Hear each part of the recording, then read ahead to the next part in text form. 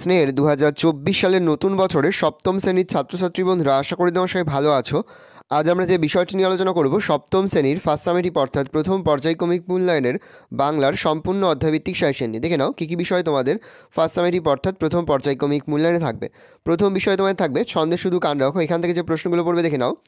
এ দুনিয়ায় যা না, এটা ভুললে হবে, ভুললে ছন্দ অনুধাবন করা যাবে না তা হলো জ্ঞান, দ্বন্দ্ব, উচ্ছ্বাস, আবেগ। উত্তর হবে দ্বন্দ্ব। তাহলে এই দুনিয়ায় যা না ভুললে ছন্দ অনুধাবন করা যাবে না তা হলো দ্বন্দ্ব। পরের প্রশ্ন, যে সময়ে ঝিঝি পোকা ডেকে ওঠে তা হলো ভোর, গভীর রাতে, দুপুরবেলায়, বিকেলে। উত্তর হবে গভীর রাতে।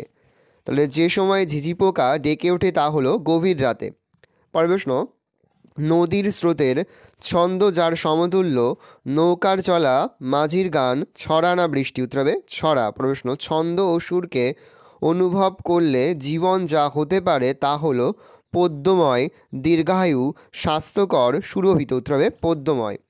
এখান থেকে যে বড় প্রশ্নগুলো পড়বে, প্রথম প্রশ্ন, কিছুটি নয় ছন্দহীন, উদ্ধৃতাংশের ব্যাখ্যা লেখো। প্রশ্ন, চিনবে তারা ভুবনটাকে। ভুবন বলতে কি বোঝানো হয়েছে? তারা বলতে কাদের কথা বলা হয়েছে? তারা কিভাবে ভুবনটাকে চিনবে। প্রশ্ন, পদ্য লেখা সহজ নয়, পদ্য লেখা কখন কঠিন হয়ে পড়ে। প্রশ্ন, জীবন হবে পদ্যময়, জীবন কখন পদ্যময় হবে। পরের বিষয় তোমাদের পাগলা গণেশ। সেখান থেকে যে প্রশ্নগুলো পড়বে দেখে নাও। প্রথম, ধুর মশাই, এ যে বিটকেল শব্দ, এখানে বিটকেল শব্দটি যে অর্থে প্রকাশ করে তা হলো আকর্ষণীয়, বিদঘুটে, কুৎসিত না বিচিত্র। তবে বিদঘুটে। প্রশ্ন, বায়ো কেমিস্ট্রির ল্যাবরেটরি স্থাপিত হয়েছিল যেখানে মানস সরোবরে, এভারেস্টে, রূপকুণ্ডে, সমুদ্রের তলদেশ। সূত্র হবে রূপকুণ্ডে। তাহলে বায়োকেমিস্ট্রির ল্যাবরেটরি স্থাপিত হয়েছিল রূপকুণ্ডে। প্রশ্ন, পাগলা গণেশের বয়স যত বছর তা হলো 77, 100, 150 না 200। হবে 200। পরের প্রশ্ন, আমাদের আমলে শিক্ষা নিকেতনে এসব পড়ানো হতো না। এখানে এসব বলতে যা বোঝানো হয়েছে তা হলো বিজ্ঞান, গণিত, কবিতা, চিত্রশিল্প। উত্তর হবে কবিতা। প্রশ্ন, 5 জন শ্রোতা ও দর্শক 2 ঘন্টা ধরে গণেশের কবিতা শুনে এই আচরণ করেছিল, বিদ্রূপ করেছিল, গান করেছিল, গম্ভীর হয়ে রইল, হেসেছিল। তবে গম্ভীর হয়ে রইল। প্রশ্ন, গণেশের কাছে পুলিশের লোকেরা এই যানে চড়ে এসেছিল, বিমান, নৌকা, পিপে না জাহাজ। তবে পিপে। এখান থেকে যে বড় প্রশ্নগুলো পড়বে, দুনিয়াটা বেঁচে যাবে, বক্তার একথা মনে হয়েছিল কেন। পরের প্রশ্ন, রাষ্ট্রপুঞ্জের মহাসচিব গণেশের ডেরায় এসে কি বলেছিল। প্রশ্ন, পাগলা গণেশ গল্পে সভ্যতার কোন সমস্যার দিকে ইঙ্গিত রয়েছে। প্রশ্ন, খামোকা সময় নষ্ট এমন ভাবনার কারণ কি। প্রশ্ন, খেলাধুলোর পাটও চুকে গেছে, কিভাবে বোঝা গেল। প্রশ্ন, আছে শুধু বিজ্ঞান আর বিজ্ঞান, পৃথিবীতে কার কার থাকার কথা। পরে তোমাদের রয়েছে বঙ্গভূমির প্রতি। এখান থেকে যে প্রশ্নগুলো পড়বে দেখে নাও। প্রবাসে দৈবের বসে মৃত্যু কবির যে মনোভাব প্রকাশ পাবে না তা হলো খেদ, বিস্ময়, শোক, যন্ত্রণা। তো খেদ। প্রশ্ন, কবি যার বর প্রার্থনা করেছিলেন তা হলো সম্পদ, অমরত্ন, রাজত্ব, এর সবগুলো। তবে অমরত্ন। প্রশ্ন, অমরকে কোথা কবে। এখানে অমর শব্দের অর্থ মৃত্যুহীন। প্রশ্ন, প্রবাসে দৈবের বসে জীবতারা যদি খসে এ দেহে আকাশ হতে। এখানে জীবতারা বলতে যা বোঝানো হয়েছে তা হলো উল্কাপাত, মৃত্যু, জন্ম না বজ্রপাত। তবে জন্ম। প্রশ্ন, কোকোনাট শব্দের অর্থ হলো লাল পদ্ম, নীল পদ্ম, সাদা পদ্ম, লাল গোলাপ। তবে লাল পদ্ম। এখান থেকে যে বড় প্রশ্নগুলো পড়বে, চিরস্থির কবে নীর হায়রে জীবনদে বা জীবন নদে, এই উদাহরণের আড়ালে কবি কি বলতে চেয়েছেন। প্রশ্ন, এ মিনতি করি পদে কবি কার কাছে কি প্রার্থনা জানিয়েছেন। প্রশ্ন, দেহদাসে সুবর্দে, সুবর্দে বলতে কবি কাকে বুঝিয়েছেন। সেই ধন্য নরকুলে, নরকুলের ধন্য কে বা কারা। পরে তোমাদের রয়েছে 21শে কবিতা। এখান থেকে যে প্রশ্নগুলো পড়বে দেখে নাও। জারি সারি ভাটিয়ালি মুর্শিদি গানের সঙ্গে মিশে আছে যার মুখ তিনি হলেন কবি, মাঝি, গ্রামের মানুষ, মা। উত্তর হবে মা। প্রশ্ন, হঠাৎ কয়েকটি গুলির আওয়াজ শোনা গেল যেখানে ধান ক্ষেতের ধারে, বিন্নি ধানের মাঠের ধারে, নদীর ধারে, হাটের ধারে। উত্তর হবে বিন্নি ধানের মাঠের ধারে। পরের প্রশ্ন, কবেকার পাঠশালায় পড়া সুর যেভাবে কবি আশরাফ সিদ্দিকীর কানে ভেসে আসে গানের সুর আবৃত্তির ঢঙে মন্ত্রের সুর মাঝির গান, উত্তর হবে মন্ত্রের সুরে। পরের প্রশ্ন, গান শেষ না হওয়া পাখিদের গুলিবিদ্ধ হওয়ার শোকে প্রকৃতিতে যা হয়েছিল, প্রবল বৃষ্টি, কালবৈশাখী ঝড়, বজ্রপাত না তুষারপাত, উত্তর হবে কালবৈশাখী ঝড়। প্রশ্ন, বাংলা ভাষার সঙ্গে যে 21শে তারিখের আত্মার যোগ তা এই মাসের সঙ্গে সম্পর্কিত, হবে ফেব্রুয়ারি। এখান থেকে যে বড় প্রশ্নগুলো পড়বে, বিন্নি ধানের মাঠের ধারে হঠাৎ কয়েকটি গুলির আওয়াজ, উদ্ধৃতাংশে গুলির আওয়াজের প্রসঙ্গ এসেছে কেন? পরের প্রশ্ন পড়বে, পাখি সব করে রব, উদ্ধৃতাংশটি কার লেখা, কোন কবিতার অংশ, কবিতাটি তার কোন বইতে রয়েছে? পরে তোমাদের হচ্ছে আত্মকথা। এখান থেকে যে প্রশ্নগুলো পড়বে, রামকিঙ্কর বেইজের স্মৃতিচারণ থেকে জানা যায় তার বাড়ির সামনের রাস্তাটি ছিল পিচ দিয়ে ঢাকা, লাল মোরামে ঢাকা, ইট বাঁধানো রাস্তা, মাটিতে পায়ে চলা পথ, হবে লাল মোরামে ঢাকা। পরের প্রশ্ন, শিল্পী তার ছেলেবেলার তুলি বানাতে যা ব্যবহার করতেন, বেজির পিঠের লোম, হরিণের লেজের লোম, ছাগলের ঘাড়ের লোম, খরগোশের পিঠের লোম, উত্তর হবে ছাগলের ঘাড়ের লোম। পরের প্রশ্ন, রামকিঙ্কর শিল্পী নন্দলাল বসুর অ্যালবাম এই পত্রিকায় দেখিয়েছিলেন, প্রবাসী, বিচিত্রা, ভারতী, কল্লোল, উত্তর হবে প্রবাসী। শান্তিনিকেতনে রামকিঙ্করই সর্বপ্রথম এই রঙের ব্যবহার শুরু করেছিলেন, অয়েল পেন্ট, জল রং, পেন্সিল স্কেচ, প্যাস্টেল রং, উত্তর হবে অয়েল পেন্ট। প্রশ্ন, নন্দলাল বসু ছিলেন কলাভবনের আচার্য, অধ্যক্ষ, উপাচার্য, শিক্ষক, উত্তর হবে অধ্যক্ষ।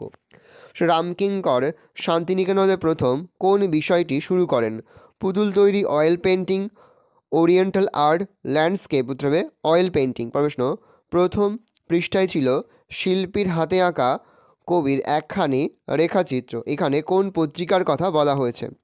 যুগান্তর, আনন্দবাহার, বিশ্বভারতী, রবীন্দ্রভারতী, তবে বিশ্বভারতী। এখান থেকে যে প্রশ্নগুলো পড়বে, প্রথম, রামকিঙ্কর বেইজ এর গড়া কয়েকটি বিখ্যাত মূর্তির নাম লেখা। প্রশ্ন, কী দিয়ে শিল্পী রামকিঙ্কর রঙের প্রয়োজন মেটাতেন? প্রশ্ন, নন্দলাল বসুর কাজের কোন দিকটা শিল্পী রামকিঙ্করের বেশি প্রভাবিত করেছিল? প্রশ্ন, এই সাদামাটা সুরটা আমাকে ভীষণভাবে টানে, কাকে টানে? সাদামাটা সুর বলতে তিনি কি বুঝিয়েছেন, তাকে এই সুর টানে কেন? পরের প্রশ্ন পড়বে, যতদূর মনে হচ্ছে গার্লস অ্যান্ড দ্য ডগ কার উক্তি? গার্লস অ্যান্ড দ্য ডগ কিসের নাম? তিনি কিভাবে এই ধরনের কাজ লিখলেন? প্রশ্ন, মূর্তি গড়ার ইতিহাসটা খুব মজার, মূর্তি গড়ার মজার ইতিহাসটি কেমন ছিল? পরের বিষয়ে তোমাদের আঁকা লেখা। এখান থেকে যে প্রশ্নগুলো পড়বে দেখে নাও, প্রজাপতির ঝাঁক তাদের রাখি আমার লেখায় আঁকায় কবিতায় গল্প, তবে আঁকায়। প্রশ্ন, রং তুলিরা বেজায় খুশি আজ দুপুরে, সকালে, রাতে, ভোরে আমায় পেয়ে, উত্তর দুপুরে। প্রশ্ন, এই ছড়াতেই আজ আমাকে তোমার কাছে আনলো, পাঠক, প্রকাশক, হাওয়া, বৃষ্টি, উত্তর হবে হাওয়া। প্রশ্ন, তিনটি শালিক ঝগড়া থামায়, অবাক থাকায়, প্রজাপতি, চড়ুই পাখি, অন্য শালিক মাছ রাঙা, উত্তর হবে চড়ুই পাখি। প্রশ্ন, অ লিখছে, আ লিখছে 10 জোনাকি, আম, জাম, বকুল, পিয়াল গাছ, উত্তর বকুল। এখান থেকে যে বড় প্রশ্নগুলো পড়বে, কেউ লেখেনি আর কোথাও, কোন লেখার কথা এখানে বলা হয়েছে? প্রশ্ন, কবি যখন ছবি আঁকেন তখন কী ঘটনা ঘটে? পরের বিষয়ে তোমাদের হচ্ছে খোকনের প্রথম ছবি। এখান থেকে যে প্রশ্নগুলো পড়বে, খোকন এখন বড় হয়েছে, ক্লাস 7, 9, 10, 12-এ পড়ে, উত্তর হবে 10। প্রশ্ন, পুলের ছবিটা দেখতে খুব প্রশংসা করলেন বাবার বন্ধু, মাস্টারমশাই, দিদিমণি, বাবা মা, উত্তর হবে মাস্টারমশাই। প্রশ্ন, খোকনের বাবা একজন বিখ্যাত চিত্রকর বন্ধু থাকতেন এলাহাবাদ, লখনৌতে, দিল্লিতে না কলকাতাতে, উত্তর হবে লখনৌতে। প্রশ্ন, একদিন খোকন যার ছবি আঁকতে গিয়ে বেকুব হয়েছিল সেটি ছিল একটি হাতি, মেঘ, গোলাপ ফুল না ইউক্যালিপটাস, উত্তর হবে মেঘ। প্রশ্ন, খোকনের আঁকা প্রথম মৌলিক ছবিটির রং ছিল লাল, হলুদ, কালো, সাদা, উত্তর হবে কালো। প্রশ্ন, খোকনের বাবার বন্ধু থাকতেন এই শহরে, নাগপুর, লখনৌ, দিল্লি না আগ্রা, উত্তর হবে লখনৌ। এখান থেকে যে বড় প্রশ্নগুলো পড়বে, ড্রয়িং শিখতে লাগলো খোকন, সে প্রথম দিকে কি ছবি আঁকতো? প্রশ্ন, সূর্যের যে ছবিটা এঁকেছে সেটা সূর্যের মতো নয়, সূর্যের ছবিটি সূর্যের মতো নয় কেন? প্রশ্ন, প্রকৃতির ছবি ঠিক আঁকা যায় না, প্রকৃতির ছবি ঠিক আঁকা যায় না কেন? প্রশ্ন, এগুলো সব নকল করা ছবি, নকল করা ছবি বলতে কি বোঝানো হয়েছে?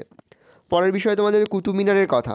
প্রথম প্রশ্ন, বজ্রাঘাতে কুতুব মিনারের ভেঙে যাওয়া 4th ও 5ম তলা সোসায়ে মেরামত করে দেন ফিরোজ তুগলক, গিয়াসউদ্দিন তুগলক, আলাউদ্দিন খলজি, মোহাম্মদ বিন তুগলক, উত্তর হবে ফিরোজ তুগলক। প্রশ্ন, আপন মহিমায় নিজস্ব ক্ষমতায় যে স্তম্ভ দাঁড়ায় তার নাম মিনারিকা, মিনার, মিনারেট, ইরামত, তবে মিনার। প্রশ্ন, কুতুব মিনারের দ্বিতীয় তলাতে আছে শুধু কোন বাঁশি, বলয়, কঙ্কন? উত্তর হবে কঙ্কন। প্রশ্ন, কোনো ইরামতের অঙ্গ হিসাবে সে মিনার কখনো থাকে কখনো থাকে না, তার নাম স্তম্ভ, মিনারেট, পিলার, গম্বুজ? উত্তর হবে মিনারেট। প্রশ্ন, কুতুব মিনারের সঙ্গে পাল্লা দিয়ে মিনার বানানোর সাহস দেখিয়েছিলেন সে একমাত্র শাসক, তিনি হলেন আলাউদ্দিন খলজি। প্রশ্ন, মসজিদ, সমাধি কিংবা অন্য কোনো ইরামতের সঙ্গে হিসাবে যে মিনার থাকে তাকে বলে মিনারেট।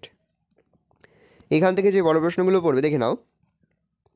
হুমায়ুনের সমাধি নির্মাতা ছিলেন আরও ঘোরেল।